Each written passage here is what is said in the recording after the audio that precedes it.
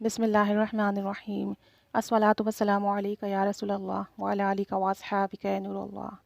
ہر طرح کی بیماری، درد، لا علاج بیماری سے شفا کا درود پاک۔ اللہم صلی علی محمد بعدد کل داء و دواء وبارک وسلم۔ یا اللہ رحمت نازل فرما محمد صلی اللہ علیہ وسلم پر بتعداد ہر بیماری اور ہر دوا کے، اور برکت اور سلام نازل فرما۔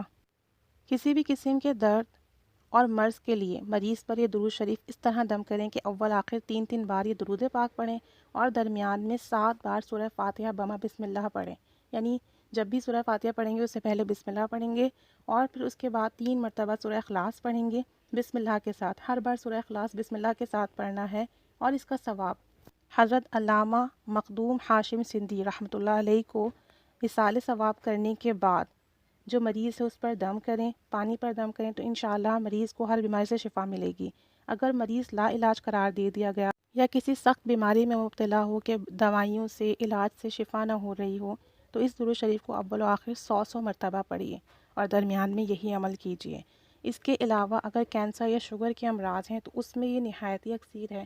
اگر مریض کو بہت تکلیف ہے تو صبح اور شام، مطلب فجر اور عصر کی نماز کے بعد اسے پڑھ کر دم کریں، یا ہر نماز کے بعد پڑھ کر دم کر لیں۔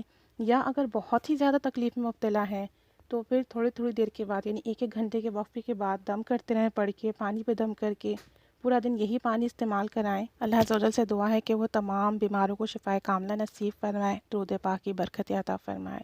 یہ درود پاک بیماری کے لیے نہایت ہی اکثیر ہے۔ جو مایوس ہو چکے ہیں وہ اس درود پاک کو لازمی پڑھ کے اپنے لیے دعا کریں، دم کریں، پانی پر دم کریں، اور اسی پانی کو استعمال کریں۔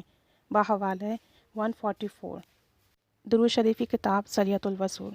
اللہ عز و جل میری اس کاوش کو قبول فرمائے، اور ہم سب کے لیے اس درود پاک سے شفائے کاملہ نصیب فرمائے۔ آمین بجاہ نبی الامین صلی اللہ علیہ وآلہ وسلم۔